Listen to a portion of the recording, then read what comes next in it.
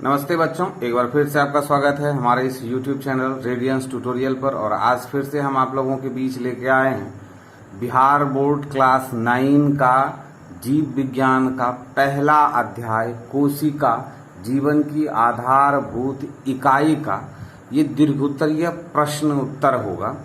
इसमें जो दीर्घोत्तरीय प्रश्न में प्रश्न किए गए हैं, इसमें प्रश्न 1, 2 और 3 में आपको चित्र बनाना है और उसमें किसी का वर्णन करना है और किसी में सिर्फ चित्र बनाना है। तो वो तो आप खुद से बनाएंगे, बुक में चित्र बना हुआ है उसको आप देखेंगे और उसके कार्यों को आप लिख देंगे। तो क्वेश्चन 4 में क्या कह रहा है? क्वेश्चन 4 में कह रहा है कि यूकेरियोटिक तथा प्रोकैरियोटिक कोशिकाओं के अंतरों को स्पष्ट करें। इसका भी एक चार्ट बना हुआ है, अगर आप उस चार्ट को भी लिख लेते हैं तो भी कोई परेशानी नहीं है, लेकिन मैंने थोड़ा सा 3 पॉइंट बना के आपके लिए लिखा है। तो आप उस चार्ट से आप इसको और बड़ा भी कर सकते हैं। तो क्लास को स्टार्ट देने से पहले आपसे मेरा रिक्वेस्ट है कि अगर आप इंग्लिश ट्रांसलेशन या फिर ग्रामर सीखना चाहते हैं तो हमारा खुद का एक चैनल है AMS स्पोकन गुरु के नाम से। आप हमारे उस चैनल को विजिट करें और वहां से जाके आप ट्रांसलेशन और ग्रामर को भी सीख सकते हैं। या फिर 9th क्लास के और भी दूसरे विषयों को पढ़ने के लिए हमारे प्लेलिस्ट में जरूर जाएं और वहां से आप दूसरे और विषयों को भी पढ़ें। या फिर कोई चीज आपको पढ़ना है तो आप कमेंट्स बॉक्स में कमेंट्स करके हमको जरूर बताएं कि आपकी क्या आवश्यकता है। तो क्या है? यूकेरियोटिक तथा प्रोकैरियोटिक कोशिकाओं में अंतर को स्पष्ट करें। यूकेरियोटिक कोशिका तथा प्रोकैरियोटिक कोशिका में अनेक प्रकार के अंतर हैं। यूकेरियोटिक कोशिका एक विकसित कोशिका होती है, इसका आकार भी बड़ा होता है, जबकि प्रोकैरियोटिक कोशिका आद्य कोशिका है, इसका आकार प्रायः छोटी होती है। यूकेरियोटिक कोशिका में वास्तविक केंद्रक पाया जाता है, जबकि प्रोकैरियोटिक कोशिका में वास्तविक केंद्रक नहीं पाया जाता है। यूकेरियोटिक कोशिकाओं में केंद्रक पाया जाता है, जबकि प्रोकैरियोटिक कोशिका में केंद्रक नहीं पाया जाता है। अब फिर से नंबर 5 और 6 में उसी तरह से चित्र बनाना है और उसके साथ आपको उसका वर्णन भी शायद करने के लिए दिया गया है, तो आप उसको बनाएंगे और उसका वर्णन लिख देंगे। तो कोशिका झिल्ली 7 में क्या है? कोशिका झिल्ली पदार्थों के परिवहन में किस प्रकार अपनी भूमिका अदा करती है?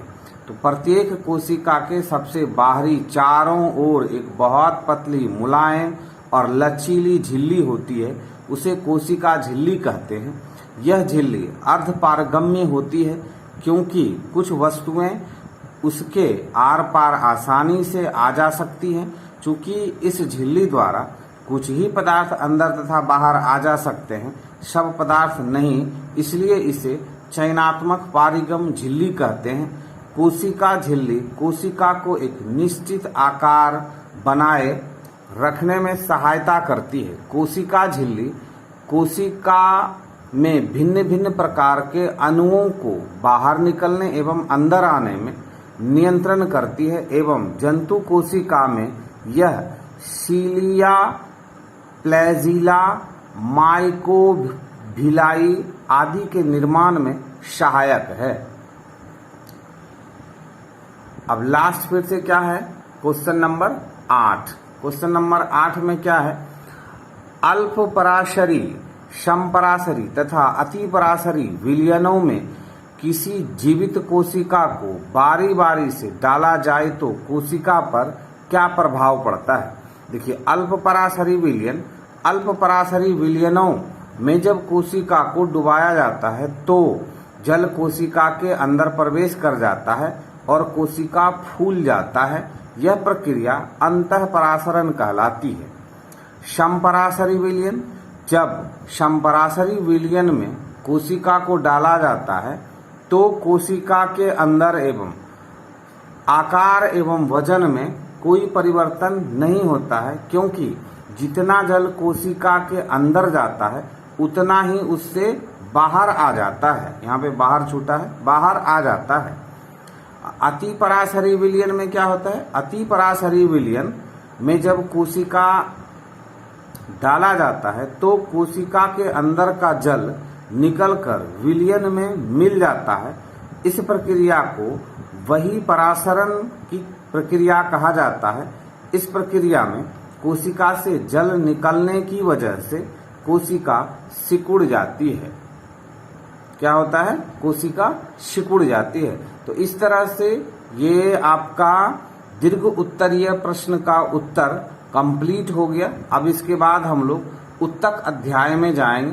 तो आपसे हमारा रिक्वेस्ट है कि आप अगर इस जीव विज्ञान को सीक्वेंस वाइज पढ़ना चाहते हैं तो आप हमारे प्लेलिस्ट में जाएं और वहां से जाके सीक्वेंस वाइज वीडियोस आपको मिलेंगे। पहले मैंने बुक को पढ़ाया है, फिर उसका क्वेश्चन है, फिर मैंने बुक को पढ़ाया है, फिर उसका क्वेश्चन आंसर है।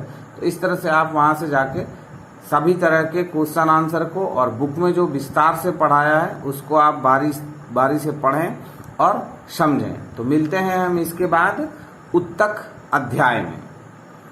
अगर आप चैनल पे पहली बार होंगे तो चैनल को सब्सक्राइब कर लेंगे। वीडियो क्लास अच्छा लगा हो तो लाइक जरूर करें, अपने दोस्तों के साथ इसको शेयर भी जरूर करें।